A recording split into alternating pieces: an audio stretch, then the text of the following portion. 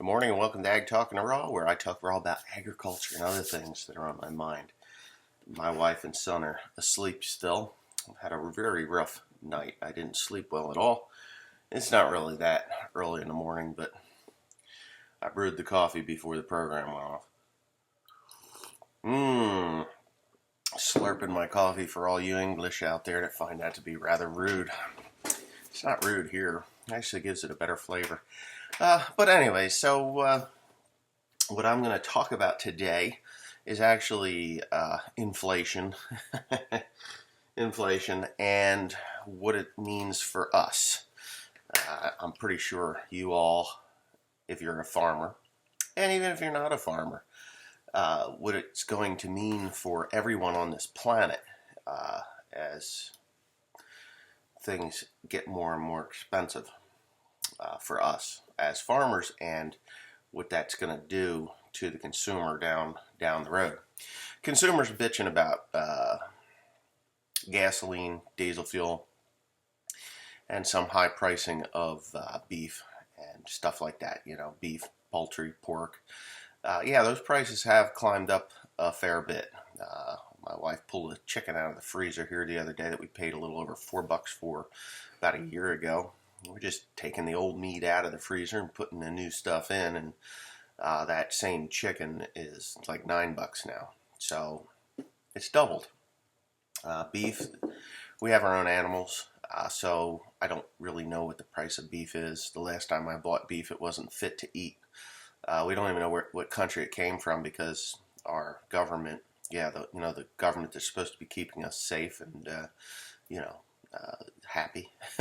Well, they're not supposed to keep us happy, but they're not supposed to be imposing things on us that make us unhappy, in which they are. And it's pretty sad when the Supreme Court has to hear a case about removing our freedoms by the current administration when they know that it was not right to begin with. But that's not what we're going to talk about. We're going to talk about inflation in agricultural products. Diesel fuel, everybody runs diesel. Not too many people are running gasoline engines in there, other than their pickup trucks, and even that's becoming more and more limited as people become addicted to the diesel douchebag stuff. You know, those diesel douche trucks. And I've got a diesel pickup truck, and it was the worst thing I ever bought in my life. And the thing's a piece of shit. It's been a piece of shit since 1999. It's going to continue to be a piece of shit. I've got too much invested in it to just throw it away. And it does serve a purpose, but as far as I'm concerned, worst thing I ever bought. But anyways, those diesel pickup trucks, diesel, everything's diesel. So diesel fuel has doubled, literally doubled in price, probably a little more than that. But we'll just go and duplicate, because what it took to grow 500 acres of row crops is going to cost you twice as much for the diesel fuel. Now, you can alter that input cost by doing different tillage practices, or basically just different tillage practices and farming practices to limit the number of trips across the field. So if you were chisel plowing or moldboard plowing and disking and roller harrowing and then planting, you could easily just say, you know what, I'm not going to chisel plow this year, which would probably be a good thing to do anyway, and just, run the disc over it once and leave the roller harrow or whatever it is, your finishing tool, behind, or just run it over with a finishing tool. I would prefer a vertical tillage machine, a true vertical tillage machine, not a high-speed disc. There is a difference, if you didn't know. I really didn't know. Well, I did know. I just thought that they evolved into a better form of a vertical tillage machine. But a vertical tillage machine really is a toolbar with straight blades on it that are wavy, wavy blades that disturb the soil enough to aerate it, and to basically aerate it, stir it up, and allow it to dry out and resize the stock material that you have laying on the ground, if you have stock material on the ground. That's a true vertical tillage machine. What they're selling today, the turbo tills from Great Plains and John Deere's version of the VT, and Case IH's VT, and Kraus has a really nice high-speed disc that I wouldn't mind having. Earthmaster does really well as well, if that's what you're looking for. But in fact, it is still a disc harrow. It is just the angle of the blades is not so aggressive that it rolls the soil over. It just picks it up and drops it. It does roll it a little bit, but not nearly as much, and you're only cutting in 2 to 3 inches in that high speed, disking operation. There are generally a straight blade versus a disc or a dished blade. John Deere, I think, runs a dished blade. Some of them do have a slight dish to them to disturb the soil. And I'm not saying there's anything wrong with them. As a matter of fact, I would love to have one. They're just extraordinarily expensive. That would alleviate a lot of fuel costs. But again, then you've got that input cost of purchasing the vertical tillage machine. I do have a couple of old plows and a disc harrow that I would sell in favor of a high-speed disc if I could, if I feel like it, I guess. The mold boards are not worth anything. Basically, they're scrap iron, and unfortunately, they're scrap iron. And the disc harrow, well, it's mid-1990s. It's a 635, 22-footer. I really like the disc. It does a good job. The problem is that, again, it's age, not the acres, but the age. So, but anyways, that's just one of those things that I have to deal with. I'll pull it with a big enough tractor, and what I'm going to do is I'm not going to chisel plow this year. I don't believe. I will probably chisel plow some of the hay ground, but for the most part, I'm going to just do twice over with the disc, let it settle out for over the course of a few days, let that fluff out of the soil. Our soil gets very fluffy. I know some of the sandier soils, they don't get as fluffy as what mine does, and let that fluff out of the soil, and then go ahead and plant it. Hopefully everything from there works. It works out okay, and that's what I want to do. I don't really want to run the roller harrow over it, because my roller harrow is only a small little thing, and it does a beautiful job. It does exactly what I want it to do. It's just, it's not, I don't know, just time consuming and burns fuel. So we can move on to the seed costs. Seed costs are up. Seed costs are up about, I don't know, not really super amounts, but I'm going to say, what is it up? About 15% over what I paid last year. 15%. Excuse me. Roundup. Chemical costs are through the roof. Cold to Corn Star actually touched on this in a video he did this past week. And I don't generally watch Cold to Corn Star, but they were emptying their bins out, and it was actually a pretty decent video. He wasn't so hyperactive in his video, and I was like, wow, he's almost becoming watchable after doing, taming that Cold to Corn Star introduction and stuff down. I didn't notice it this time, let's put it that way. Whether he did it or didn't, I don't know. But anyways, he had some of the nuts and bolts of the costs of farming.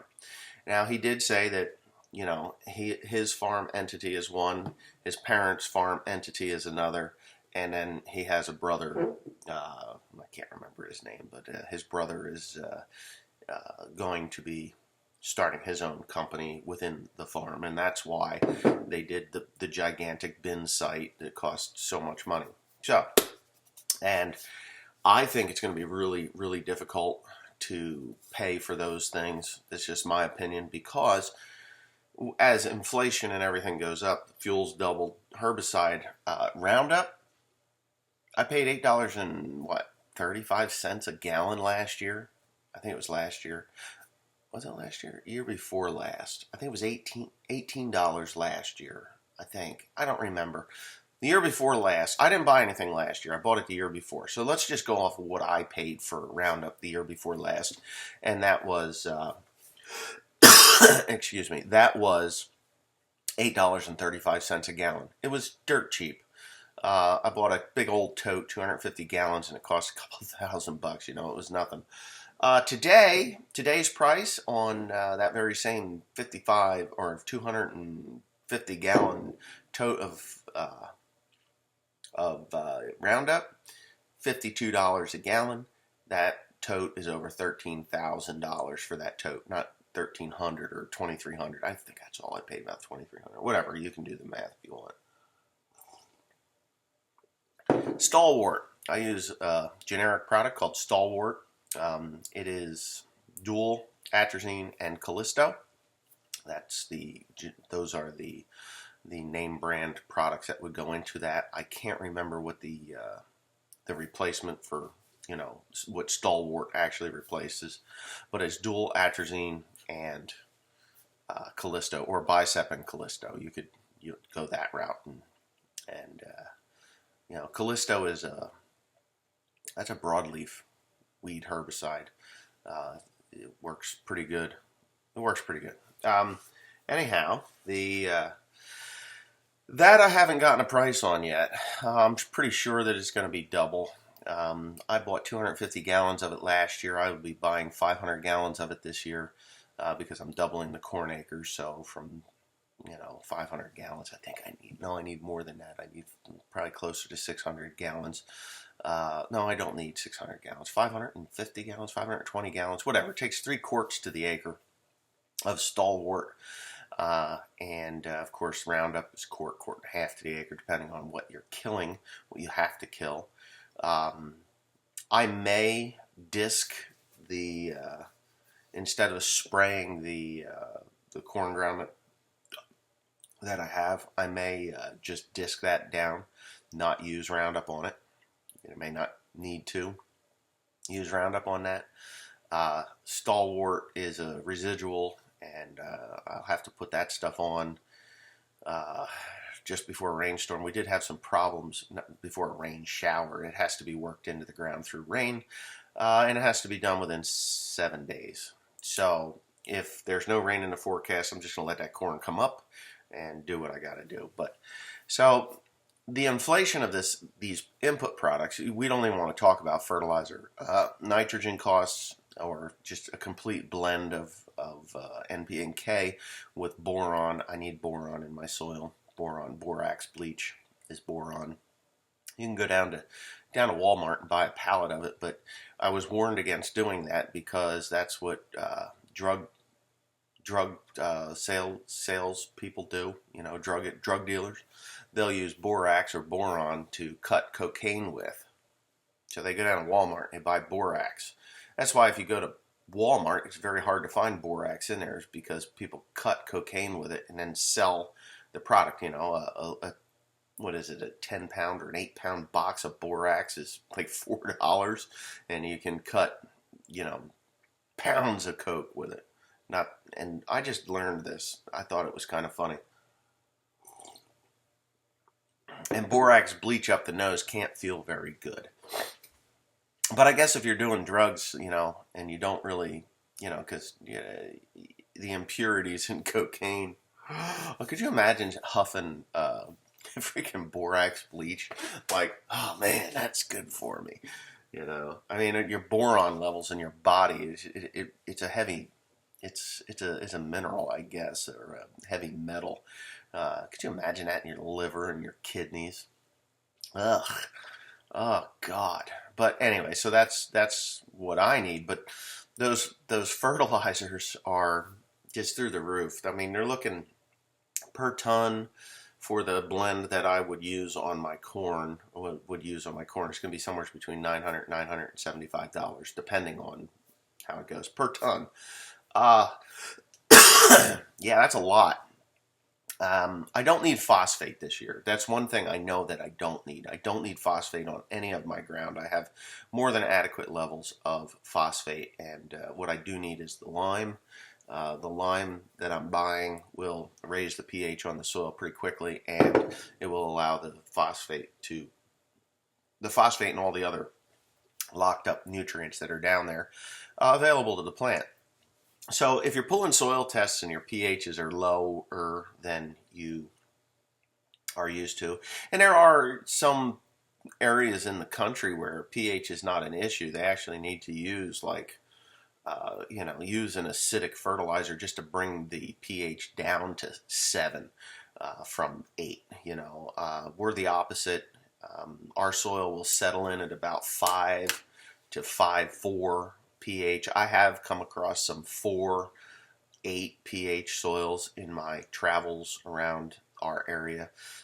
It is more expensive to farm here in New Jersey than it is elsewhere because of all the soil conditioning that you have to do. I have been neglecting the soil conditioning of the soil for many years because we're just in the mulch-hay production. Mulch-hay production is not a high dollar return. It's a volume thing. You have to do volumes of this material in order to make a decent living at it, and it does. I mean, and it's like a dog running to the end of its chain at this point. We don't know when we're going to get to the end of that chain, but it's coming pretty quickly for us if we don't change the practices that we preach, the practices that we do in the mulch hay business. So I'm changing crops. I'm changing the fertilizer program. Obviously, I'm changing that fertilizer program. But I do want to talk about liming your soil. If your soil pH drops below 6.4, you start to, if it drops below 6.4, you've already locked up some of the nutrients that you're putting into the soil in your NP and K. Nitrogen not, but phosphate, potassium, zinc, magnesium, all of those. Copper is another one. You do need copper, and sulfur. Sulfur is very important. Check your sulfur levels. If your soil tests haven't come back, or your soil tests have come back and there's no sulfur in those soil tests, you're going to be like, why don't I have sulfur in my soil tests? Well, they took it out of the diesel fuel and they stopped burning coal. Thank you, Obama and Biden and Clinton. They took all that sulfur out, and we can even thank George Bush for that too, because in 2007 they dropped the amount of sulfur that was in diesel fuel. It's still in home heating, but that is going to go the way of the dodo as well. But again, we need to buy sulfur. Everybody needs to buy sulfur. If you haven't checked your sulfur levels, you really need to look at that. Sulfur aids in nitrogen uptake, and it also aids in your test weights and in your grain. If you're doing that, sulfur actually will help with non-beneficial bacterias and things like that. Same thing with copper sulfate. But anyways, I'm getting off on nutrition and stuff that you're not really interested in. Maybe, I don't know. But anyway, the pH levels. So in a year like this, with fertilizer costs being way up here, and your grain prices, everybody thinks grain prices are high right now. They're not high. They're not high enough. And they're not going to be high enough because as your diesel fuel is double, your herbicide inputs are going to be quadruple in some cases, if not more. Triple. Let's just say triple for glyphosate and Liberty or Ignite. I think they use another generic name as well for Liberty herbicide, but just say Liberty and Roundup. Those are triple, quadruple in some cases. Your residual herbicides, if they're available, I don't know about the stalwart that I would use. If I can't, I'll just get some Bicep, and deal with the different, Bicep and then add Callisto to it, or whatever I have to do. I can get atrazine, dual, and Callisto separately, and then just make a tank mix myself, to make stalwart. But for some reason, it seems to work better when you buy those premixes, those actual herbicides. I don't know why. It shouldn't make a damn bit of difference, but a quart of Callisto, a quart of atrazine, and a quart of dual should, do the same thing as 3 quarts of stalwart. Slurping again just for my English friends. So yeah, I'm a little congested, still from the COVID. Yeah, I had COVID, so just if you didn't know, I did. my mom and dad have it now, and they're pretty sick. They'll survive. I hope. I mean, dad doesn't look good, but anyway, whatever. So with all of these input costs doubling, your equipment costs, parts and pieces, hold on to your butt cracks if you didn't look at parts and pieces for your equipment. Filters, through the roof. Filtration is through the roof. I bought filters the other day, and filters that cost $40 are now $80. It's stupid money. We ordered parts for the 6210R, and those parts are, I haven't even gotten a call yet. It's Sunday now. It's been a week and a half, 2 weeks now, that I should have got my parts on Wednesday. Nothing. I haven't gotten a phone call. Nothing. I'm like, what is going on here? So I don't know what those parts are going to cost, because through the John Deere website, they took all the pricing out. So I don't even know what those prices are. So parts and pieces to keep your equipment going. I know the Shoop's catalog came, and I was looking at bits and pieces for my grain drill, and I was like, holy shit. What would have cost me $2,000 is going to cost me almost $5,000, just for those parts. And I was like, wow. Bits and pieces for the corn planter. I don't need much, but I do need some stuff. I'm going to change some chains and some idlers and things like that. And I use Shoop products. I know there's a lot of people out there like, well, just buy John Deere. They're really close. Well, I think they're made in the same company. It's just Shoop. Shoop is cheaper. And I enjoy the Shoop catalog. I mean, you go through it and you pick what you want. You get what you want. It is what you need, and it all fits just fine for my corn planter and my grain drill. So all these input costs are, on average, have doubled. Doubled in price. Whether it's 30% on parts, but it's 3 times on certain chemicals. By the time you average everything together, it's going to be double. So if it cost you $550 an acre to grow corn with inputs, fertilizers, and everything else last year, 2021, it's going to cost you damn near or close to, if not $1,000 an acre to grow that same crop this year. Yeah, we made some money last year, in 2021 on corn, but I do believe that they're going to be taking it all back. These companies are going to take it all back. Everything that you made, you're going to take it back. So, how do you combat that? It's like, well, I'm going to sell early. I'm going to sell forward contract a bunch of corn. Well, in the last 15 years, forward contracting has not. I mean, it has not beat cash price. Okay, it just hasn't. At harvest, maybe a little bit, and I've thought about that at harvest. So if I see a forward contract price at harvest that I like, I'll go ahead and I'll forward contract 20,000 bushels of corn, probably 20,000, 30,000 bushels of corn if everything goes well. I want to see what I get in the ground first before I go ahead and do that. I know there's guys forward contracting now, but again, like I said, it's very difficult here in New Jersey to grow the same crop that you would just 50 miles to our west. It's easier ground out there. It's less problematic. It's just easier ground.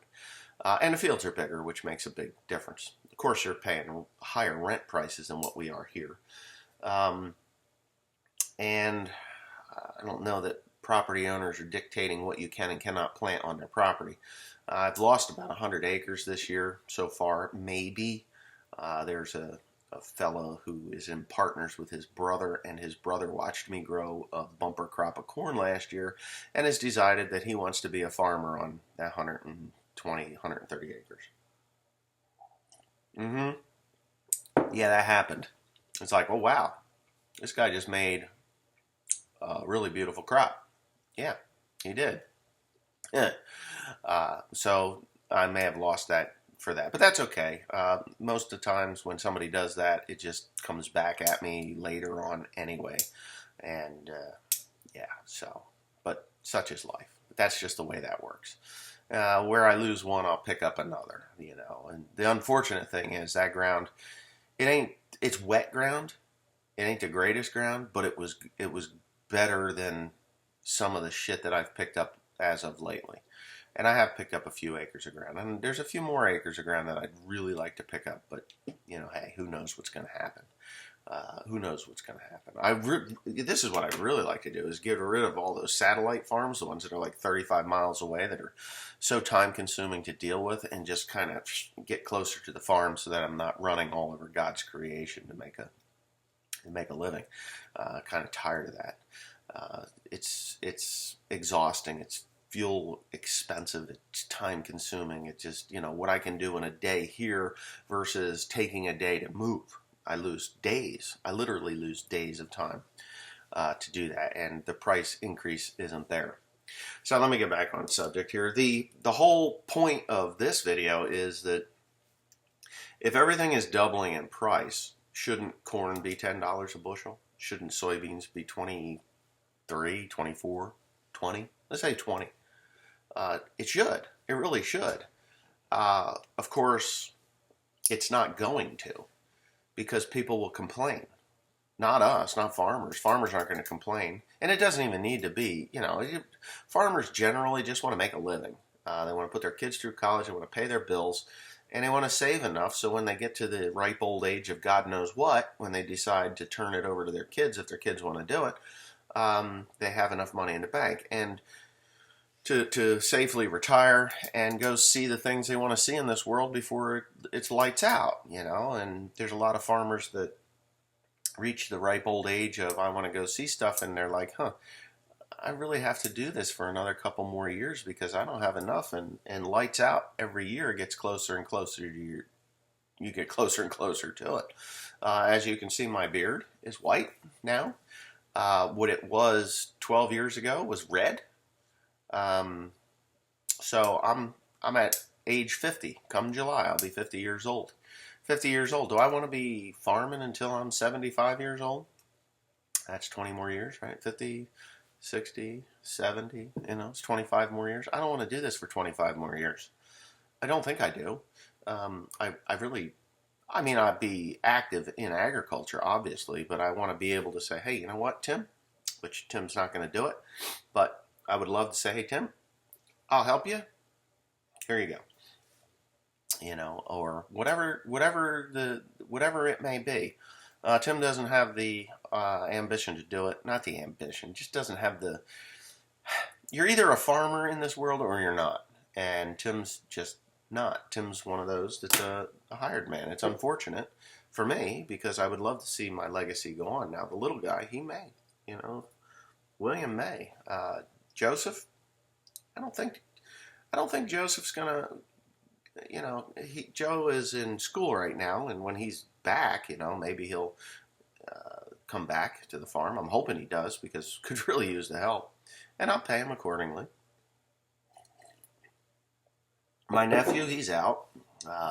Cody, he's quit, which is fine. I really don't care that he quit. There were some other things that he did that I'm not thrilled with, but as a matter of fact, I'm downright pissed off about those things. I'm not upset that he quit.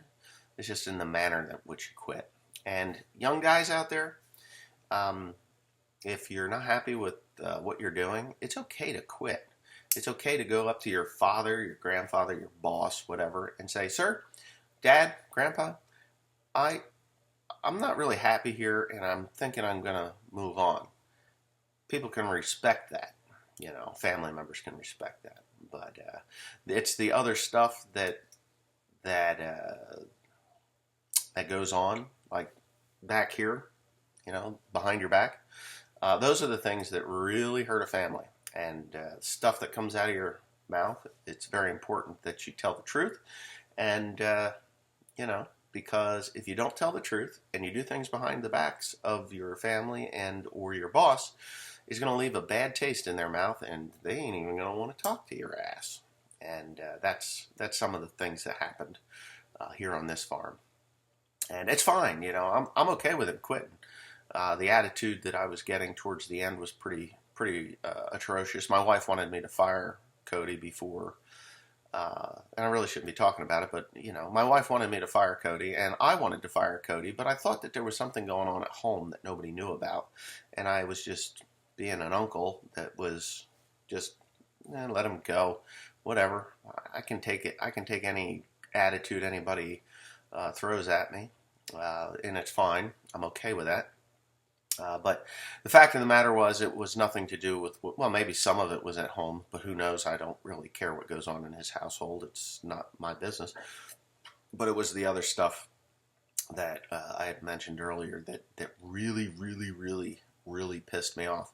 So he will no longer be on the farm. As a matter of fact, he's welcome to visit my aunt and his parents' grave. That's his area. He's not going to come up into the shop, and he's not going to go anywhere farther than the front of my grandmother's house or my aunt's house where she lives there. Because if he does, he's going to have to deal with one upset grizzly bear. And the grizzly bear is no longer biting his grizzly bear tongue. He is going to bite, and he's going to bite hard. But that's just what I'm feeling right now. Yeah, he's been gone about a month now, which is fine. And I'm okay with it. I'm okay with him being gone. I don't miss him on the farm, really. I mean, there's things that could be getting done that are not getting done because of him not being there, but it's not like I didn't have let's put it this way. It's not like I hadn't mastered the skills that he was learning.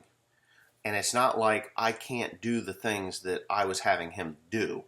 I was basically training and conditioning him to take over the farm. Honestly, I really wanted Cody to take over the farm because I think he had a good enough head on his shoulders. And I, to this day, have no idea what his idea was with the way he was treating me, my wife, my father, and everybody else on the farm, with the exception of Grant. He didn't seem to. I mean, Grant got along just fine. But the three people that matter the most, he was turned into an asshole to. But that's okay. That's okay. Anyway, yeah, so what I'm talking about with the grain, I might as well finish that up, and now I got some personal stuff out of the way. Grain is not going to double. Grain is not going to double. It's not even going to go up 30%. I don't believe that the increase in grain is going, the price of grain is going to go up even 10%, to be quite honest with you. This is one of these times in our lives or our careers where you need to pull back on purchases of certain things, whether it be equipment, new equipment, things like that. Yes, I've bought some new equipment. I'm not following I'm not following my own advice, but that's not exactly true. I am following my own advice. I'm not buying new equipment. I really, really, really would like a high-speed disc, but I don't believe I'm going to purchase one this year. I did buy the Ripper. That was to increase airflow and water permeation into the soil and allow microbial activity and worm activity to go up and down through the soil profile, breaking up that hard pan or that plow pan problems that we do have in certain areas. It's not as bad as I thought it was going to be. When I get into the hay ground, that's when we're going to know, because the hay ground, I'm pretty sure there's some tire compaction, wheel compaction issues on all of that hay ground. And I will be ripping that with that Ripper. So, but anyway, excuse me, it's COVID cough. So we've got that stuff to deal with. As far as the spreader was concerned, I don't have a decent lime spreader. I did have a Peckway spreader that I used for fertilizer, and I was going to use it for lime. The unfortunate thing was that Peckway came and took it back because I guess I didn't make the videos that they felt were worthy enough to continue to do that partnership with me, and that's fine. I found Peckway to have good equipment in certain areas and not so good equipment in other areas. As for like the hay rake has issues that they need to really get their hands on. A lot of it is welding issues. The spreader worked good. I thought the spreader worked really pretty well, especially because I was using it for fertilizer, and it did its job, and it did it okay. It wasn't 100%, but it was probably, if I was going to buy another fertilizer spreader, like for strictly fertilizer, it would definitely be not that. It would definitely not be that. It would be a Newton Crouch or a Wilmar spreader. That's what I would be using. The spreader that I did buy was strictly for lime and compost. I will not be putting fertilizer in that, just lime and compost. The compost is my way. Well, here's what my plan is. Okay, so I have certain things that I'm going to be doing this coming year. First thing is I'm going to be raising my pH levels. I got to get the pH levels from that rock bottom 5.8, 6.2, 6.0 all the way up to 7. 7 is my goal. The reason I want 7 pH, because that's neutral. That's when your herbicides work the best. That's when your nutrients are released from the clay particles that are bound up by acid. Acidic soils will bind your nutrition, your micronutrients, and it will limit the microbial and fungal activity, beneficial fungal activity in the soil, and it will limit your worm activity in the soil. Low pH does that. Calcium is very important to plant growth. If you didn't know, plants need calcium. Calcium is like it's like grease on your bearings. Okay, so when you put calcium into the soil and it raises that pH, there's calcium level. The calcium will cause the nutrients to slip off the clay particles, and it will make it more easy for the roots to grab those nutrients and pull them up the plant. Acidic water is acidic water.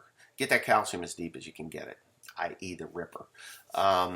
I will be working the ground with the disc this year. I'm going to be putting down the amount of lime that is needed to raise it to 7 pH, which across the board is about 3,000 pounds of lime to get that top 4 to 6 inches of soil where all the nutrients are, and the most uptake of the nutrients is in that 4 to 6 inch range.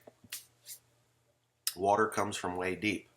That's where your roots need to go down through those wormholes, and if you're ripping down through the ripper slots, and it makes it so much better. Okay, so if you can get that pH level up to 7, I'm going to put 3,000 pounds on, and that's what I'm doing across the board. All my grain acres is going to have 3,000 pounds across the board. When I disc it, I'm going to add another 1,000 pounds of lime. So I get my 2 tons of lime to the acre, and there's enough calcium in that top tier of ground. Yes, I know there's some people saying, well, why don't you just put it all on at once? Well, I want see, that lime is going to be laying on the top, and it's going to be sweetening the soil about this deep over the course of the winter months or whatever. That's where it's going to be neutralizing that acid in that top 1 inch. So when I disc it down, it's just going to be like sporadic, and it's not going to be as it's not going to sweeten that soil to where I feel comfortable it should be. So I'm going to add that 1,000 pounds, so when I do mix it all in, it is fresh calcium, ready to go, and it'll keep right on sweetening right along all summer long, and it'll be there for the plants to take up that calcium. Plus the ripper slots, anything that can go down into the water table it'll make its way down through there. That's just my theories and my observations of how my soil works. Your soil is probably very different, and it'll be very different for you. If your results will be different. I do have my My magnesium levels are low. This calcium or lime has magnesium in it, up to, what is it, up to 9% magnesium. I think that's what it is, 9%, which is pretty good, I thought. They cover their ass. They go from 0 to 9%. Well, it is a quarry, and it does depend on where in the quarry they get it. So obviously they've tested as high as 9%, and they've, to cover their ass, they just say 0 in case somebody pulls a sample of this calcium or this lime and it says 0, it's, oh, well, they lied, and they can get sued for it. So they do 0 to 9%, which to me, it's going to be somewhere in that 5%, which, at 2 tons to the acre of lime, I think we'll be okay. I think we'll be okay there. Plus, I've got another product that's already pumped into my tanks that has high levels of iron, sulfur, magnesium, manganese, and other micronutrients, including sulfur, which we need. And I will be putting that on at a rate of up to 12 gallons to the acre, and along with the compost that I'm putting down, and a nitrogen regimen. Now, I know this video is getting kind of long, and there's a lot of people that just listen to it as a podcast, so I guess that's what you can call these things, as a podcast, because they do get pretty long. As for the grain, what you're going to get out of your grain. Sometimes I think less is more. And this is probably going to be one of those years where less is more. So there's such a thing called the law of diminishing return. Okay, so let's say everybody wants to grow 300 bushels of corn to the acre, and they want to grow 80 to 100, let's just say 100 bushels of beans to the acre. Now, I have grown 80 bushel beans. I think 82 was like the top bushels to the acre, and I have, that was before deer problems, and I had beautiful beans. I mean, they were like cat's eye marbles. They were gorgeous. I had gorgeous beans, and calcium was the key to that, believe it or not. But whatever. So say you want to get to that 300 bushel range, and it's like, wow, I want to do 300 bushels. I myself did over 300 bushels to the acre this year, 373 on an 8-acre field. Everything else didn't even come close. Doubled down on the compost, and the nitrogen level was the same in the fertilizer application. The key was the compost on that particular field. It was a good field. That field just never quit giving me corn. It was unbelievable. But it was expensive to do it. Okay, so it's very expensive to do it. If you make a goal of, say, 175 bushels to the acre, and you fertilize accordingly, and the price of grain does go up, that, just say it goes up 15%, just for shits and giggles. That 15%. But if you cut back your fertilizer costs and your input costs as per acre, you can make that profit margin just a little bit wider.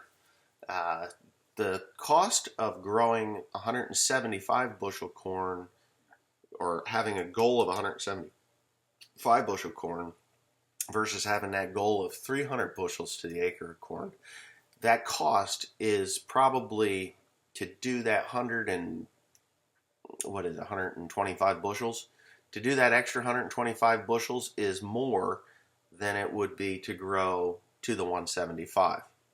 So if you put enough inputs into the soil to grow that 175, you cut down. Okay, so the old rule of thumb was a unit of nitrogen per bushel of corn you want it to grow. So if you're shooting for 300 bushel corn, you're going to need more nitrogen than that. Yes, in order to do that. That's why these guys are throwing anhydrous in the soil. We won't get started on anhydrous. Anhydrous will turn your soil to concrete. It kills everything in the soil. You have no worms, you have no microbial activity, and your fungus is just like fungus. It's not even good, beneficial fungus. But that's just a whole nother story for a whole nother day. But nitrogen levels, if you're using, whether it's ammonium nitrate, ammonium sulfate, sulfur-uran, or even your anhydrous ammonia. You're going to need, to grow 300 bushel corn, you're probably going to need, to achieve or attempt to achieve that 300 bushels a acre. And there's some places on the planet that is very easy to achieve that with the right varieties and the right weather conditions, whether it's irrigation or not, I don't know. But that's very, that's a variation that I don't have the opportunity to utilize. I just don't. There's no way I can irrigate anything on our place because there just isn't, the water's down there. It's just extraordinarily expensive and tiny little fields. So we can't do that. Plus, it's very expensive. It's just very expensive. It isn't, but whatever. The cost to produce 300 bushel corn is more than a unit of nitrogen to the acre. The cost to produce 175 bushels of corn, you can probably get away with 150 units of nitrogen. Yeah, 150 units of nitrogen. If your soil is alive and you have good microbial activity, good beneficial fungus activity, and good worm activity. Because worms and microbes break down the stalk material. I watch Ag PhD, and I think the Hefty boys were better 10 years ago at what they were talking about than they are today, because I think today they're more on the IV, the fertilizer infusion into their soils. I haven't watched any modern ones in a while. I actually like the older Hefty boys, the ones from like 10, 12 years ago, because they do talk more about soil nutrition and breaking down the stalk residue from, say, 300 bushel corn.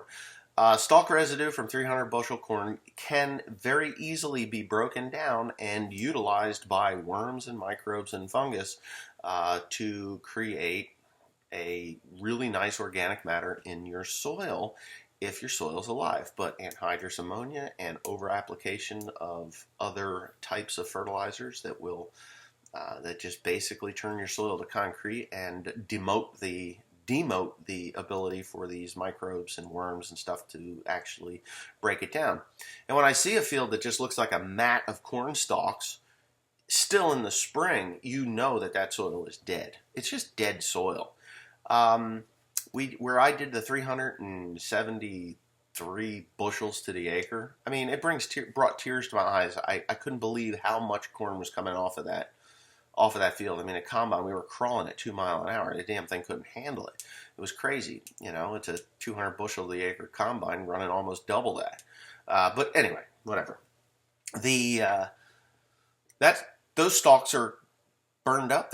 I ran the ripper over it, got a little bit of dirt on top of it, and it almost looks as though they're 50% gone already because the soil is alive. Now that it's frozen and there's snow on the ground, it's not as, it's not breaking down as fast. But I guarantee you in the springtime, and I put the lime on that ground, and I couldn't believe the difference between what is there now and what was there when I combined that corn. Is just unbelievable how it broke down. So my soil is alive. It's alive because of compost. It's alive because of the organic matter and all the stuff that I'm putting into it. It is there. It is there, and it is where I want it to be. And that is where you will save money. Because with microbes and worm activity, a good amount of worms per cubic foot of soil would be something like, I'd say 15 to 20 worms per cubic foot of soil, which is a shit ton of worms. And it takes a lot of organic material to get that. And everything is working together at that point because worms go deep, they bore holes, they allow water to go down. Roots follow those worm holes down. The worms make new tunnels and do their thing. And they produce as much as 200 pounds of usable fertilizer per acre, right? So they convert all that organic material into approximately 200 pounds of a complete blend of fertilizer to the acre. So when everything is working like this, and I'm starting to sound like an organic guy, and I'm not an organic guy, but organics are very important when you're growing row crops and even hay. I can tell you that with the proper calcium levels in a hay crop versus the acidic soil that I'm dealing with in, in a lot of my hay crop, where there is proper pH and those levels, the hay will produce 3.5 tons to the acre. Whereas with the acidic soil, it's 1.5 to 2. It makes a big difference. And lime is cheap. It's really not that expensive. As a matter of fact, if you can get those calcium levels up, you really don't need to put in as much as, I got friends, a couple of friends, and they're dumping 12, 24, 24, or 20, 28, 13, 13 on their hay fields like 3 times a year. It's like, in order to get this hay, I'm like, dude, that's going to cost you more than those bales of hay are worth. He's like, oh, I'm getting $7 a bale. I'm like, okay, how much a ton? When you're all said and done, how much a ton? How much does your bale weigh? Well, 30 pounds, 35 pounds. Well, that ain't much. No, it's not much hay in a bale. I mean, the people that are buying it, they're paying out the nose for it. So I sell by the ton. A ton is a ton. I loved it when I used to sell by the bale, and I didn't like to sell by the bale, but what I would do is I would take, okay, it takes so many bales to create a ton. And then I would say, I need $220 a ton for this beautiful second cut hay. And then I would price the bale accordingly. And you know what I would get? I'd get people complaining. These bales are too heavy. Well, it's a 45-pound bale. What are you talking about? It's too heavy. It's too heavy. I can't handle it. Could you make the bales a little lighter? I was like, well, you do realize you're buying this by the ton, and if you want me to do it lighter, it's going to be more work for me, and I don't need more work. I got enough work. And I had people quit buying hay from me because they were getting too much hay in a bale. And back then, I think it was like $5.35 or $5.25 a bale is what it was equaling out to be, something like that. I can't even remember now. It's been so many years. Yeah, there you go. But anyhow, I guess I've rambled on for almost an hour now, and anybody that's listened to this thing as a podcast, I'm glad you stuck out to the end. But corn and soybeans are not going to double. Wheat's not going to, well, wheat has actually doubled in price, but it's not going to double in price to the point where you are going to be able to pay for that pushing for that high yield. It's going to cost you money. You're just wearing out equipment so somebody else can have cheap food. That's what it boils down to. And I don't have the answers to your inputs and what you put into your farm to grow your crop. I just have what I feel is right for me on my farm and what it's going to take me to be profitable in 2022. And for me to be profitable in 2022 means a lot of lime, it means a lot of compost, and it means vigilance, just vigilance, making sure that there's no weed pressure and other things like that that can severely impact my crop on this farm. I do have intentions of growing 600 acres of corn and 400 acres of soybeans, which will give us 1,000 acres of row crops. And I'm not going to go build $1 million grain bin facility. I'm probably, and I've discussed this with my mom and dad, because my mom and dad they're not involved in my farming operation, but the grain bin is on their farm. I don't own that farm. I own other things, just not that farm. And that grain bin was built when I was like 4 years old. And of course, I have put the money into putting the new floor in it and rebanding the bottom end of it. But what I'm planning on doing is going up 3 or 4 rings with that bin and adding stiffeners to the bin so that I can get that bin up around 35,000 bushels or so, maybe 40,000 bushels. That would be, let's see, if I added, I'm at 24,000 bushels now, or 25,000 bushels in that bin now. And it's full. 25,000 bushels now.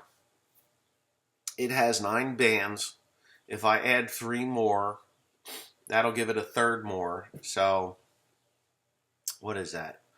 4, 8, no, 5, 10, 15, no. It's going to be 7,000 bushels for those 7,000 more. So I'd be over 30,000 bushels. Say 30, 33,000 bushels, something like that, to add to that bin. So I think that's a good thing to do. Personally, I think it's a good thing to do because then I don't have to build a new bin. I just add to what I've got. It's not going to change anything. No footprint. My wife and I have discussed it, and she's all for it. She would like to see me build another bin, but I just don't think that this is the year to do that. If I could find a used bin that was all tore apart someplace, and I would build it myself. They're not difficult to build. I know somebody that has jacks, and you just jack it up, bolt it, jack it up, bolt it, jack it up, bolt it, and life is good.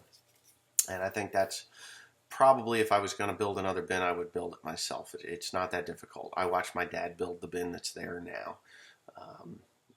And I watched the bin builders do the work to the bin that I have there now anyway. So anyways, close to an hour.